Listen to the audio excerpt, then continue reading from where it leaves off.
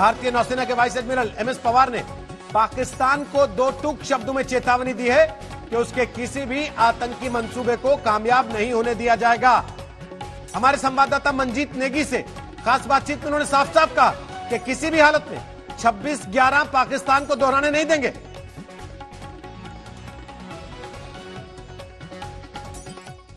मैं आपको और पूरे देश को भरोसा देना चाहता हूं कि भारतीय नौसेना अपने अन्य स्टेक होल्डर्स के साथ मिलकर ऐसी कोई भी चुनौती, आतंकवाद की चुनौती समुद्र में या समुद्र के रास्ते अगर आएगी तो हम उस पर भारी पड़ेंगे और उसे डिफीट करने में कामयाब रहेंगे। हमने देखा कि कल एक बड़ा आतंकी हमला जम्मू के रास्ते की कोशिश की गई जिसको नाकाम किया गया। हाल के दिनों में उसमें ये भी कहा गया, जो इनपुट आ रहे हैं कि 26/11 को देखते हुए किसी बड़े आतंकी हमले की तैयारी वो लोग कर रहे थे। तो नौसेना को कुछ दिनों में कुछ इस तरह के इनपुट समुद्र के रास्ते मिले हैं।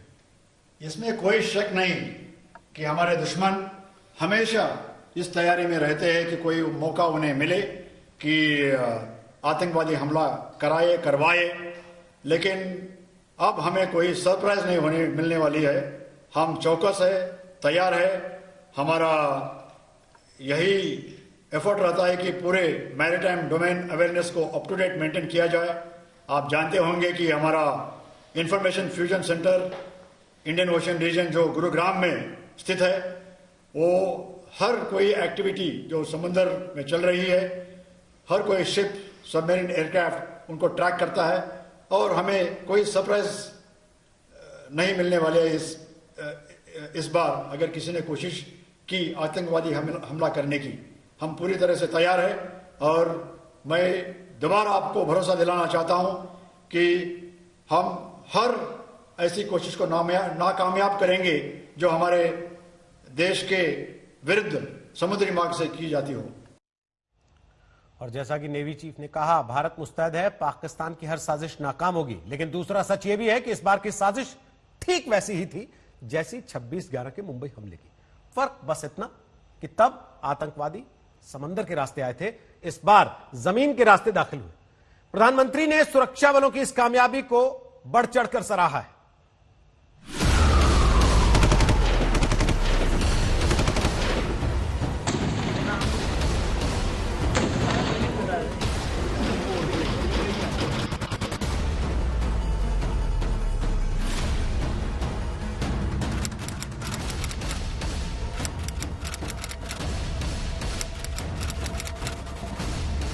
छब्बीस 11/2008 की रात का ये मंजर भूले तो नहीं होंगे आप। उस रात देश दहल गया था। आतंकवादियों को मार गिराए जाने और कसाब के पकड़े जाने से पहले मानो मौत का तांडव हुआ था।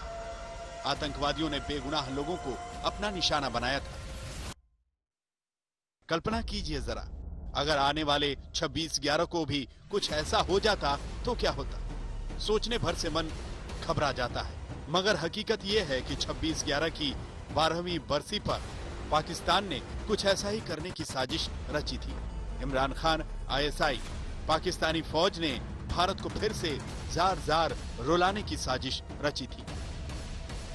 नगरोटा में आए आतंकवादियों का मकसद यही था।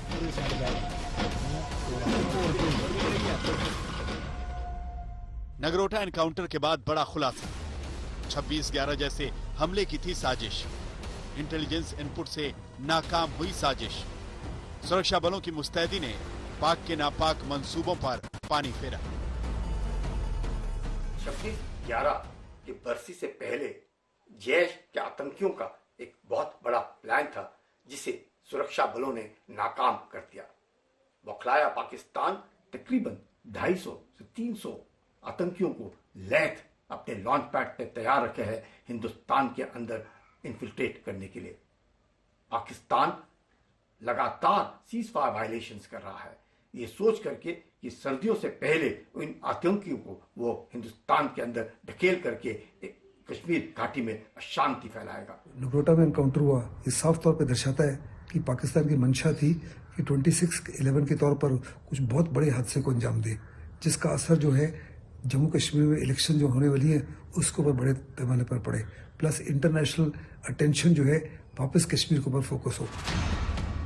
खुफिया सूत्रों ने इस बात की पुष्टि की है कि जैश ए मोहम्मद के वो 4 आतंकवादी आए इसी मकसद से थे कि वो भारत को दहला कर जाएं। शुक्र है सुरक्षा बलों ने उन्हें बारूद में दफन कर दिया, लेकिन उनके दफन होने के साथ ही वो साजिश उजागर हुई है जिसने भारत सरकार तक को चौकन्ना कर दिया है।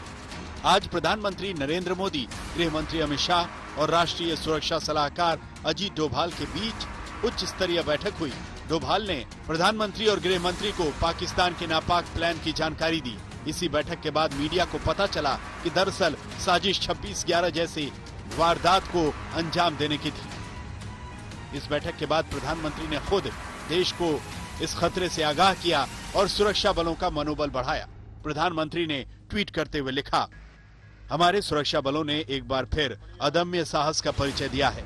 उनकी सावधानी और सतर्कता को शुक्रिया, जिसकी वजह से जम्मू कश्मीर में लोकतांत्रिक प्रक्रिया पर हमले की साजिश को नाकाम किया गया। पाकिस्तान के जैश ए मोहम्मद से जुड़े 4 आतंकवादियों को मारने के साथ बड़ी मात्रा में हथियारों और विस्फोटकों की मौजूदगी संकेत देती है कि आतंकी दहशत फैलाने आए थे। सेना ने उनके मंसूबों पर पानी फेर दिया। खैर, खतरे अभी भी पूरी तरह टले नहीं, इसीलिए जल, थल और नभ में भारत ने अपनी निगरानी और मुस्तैदी बढ़ा दी है। आपको याद होगा कि मुंबई पर हुए हमले के दौरान आतंकी पानी के रास्ते से आए थे, इसीलिए समंदर में भी निगरानी बढ़ाई गई है। पाकिस्तान जितनी साजिशें रचे वो वैसे ही नाकाम होंगी जैसे नगरोटा में हुई हैं।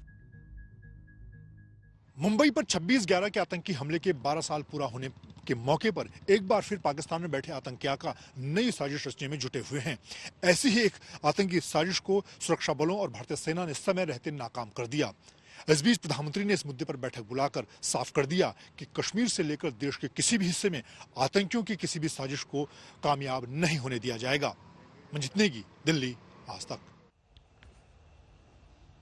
वैसे आपको बता दें कि प्रधानमंत्री नरेंद्र मोदी ने आज इस मामले को लेकर जो ट्वीट किया है उसमें खासतौर पर पाकिस्तान के नाम का जिक्र देखकर लोग हैरान हैं, क्योंकि पीएम ने साफ तौर पर लिखा कि पाकिस्तान से चल रहे आतंकी संगठनों की यह कारगुजारी थी। वैसे धारा 370 के हटने का ही कमाल है कि इतनी बड़ी आतंकी साजिश को नाकाम कर दिया गया। दरअसल धारा 370 हटने के बाद आम लोगों में इंटेलिजेंस विभाग की पकड़ मजबूत हुई है। सूचना वहीं से मिली जिसकी बिना पर 4 आतंकवादी ढेर कर दिए गए।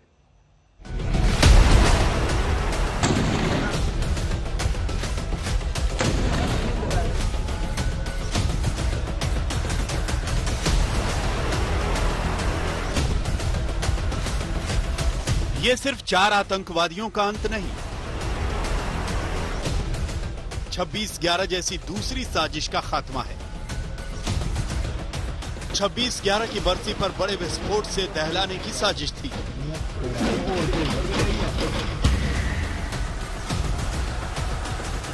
इन आतंकवादियों के खात्मे से पाकिस्तान थर थर कांप उठा है, लेकिन खुफिया सूचनाएं भारत के भी रोंगटे खड़े कर रही हैं। ये बहुत बड़ी साजिश थी।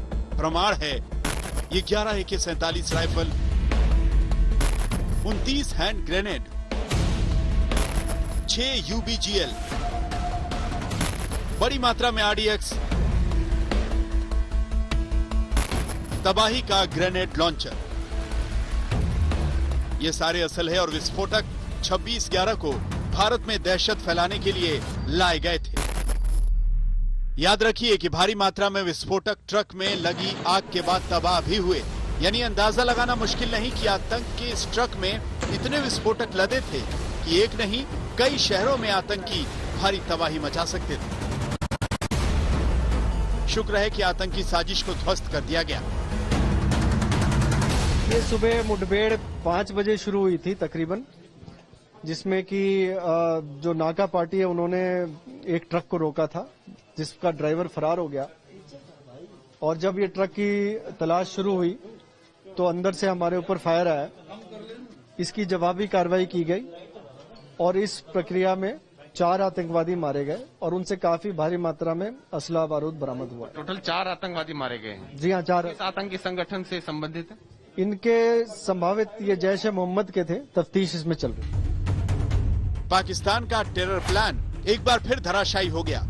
सुरक्षा बलों ने कश्मीर की तरफ बढ़ रहे आतंकवादियों का अंत करके उन्हें उनके अंजाम तक पहुंचा दिया, लेकिन जो सुधर जाए वो पाकिस्तान नहीं हो सकता। 11 AK-47 राइफल, 3 पिस्टल, 29 ग्रेनेड और कई सारी और चीजें बरामद हुई हैं।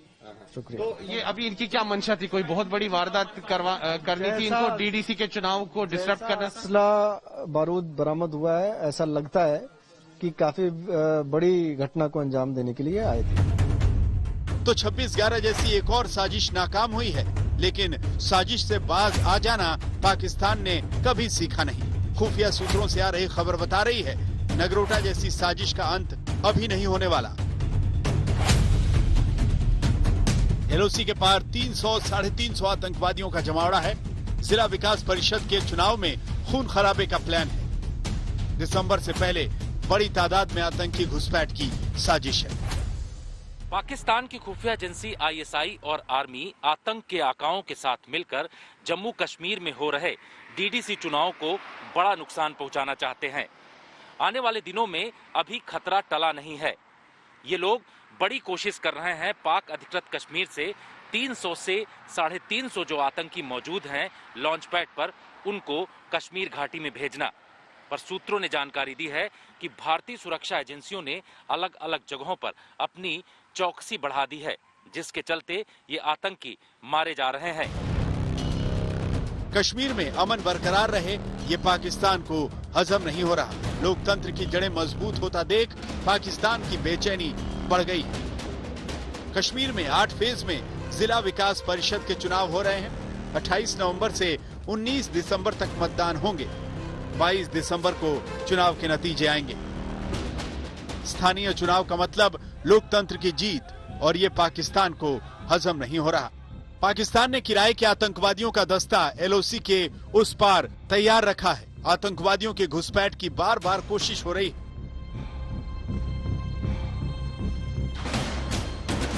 कठुआ, सांबा, आरसपुरा, अरनिया और अब्दुलिया सेक्टर के सामने इंटरनेशनल बॉर्डर के उस पार लॉन्चिंग पैड पर आतंकवादियों को इकट्ठा किया जा रहा है।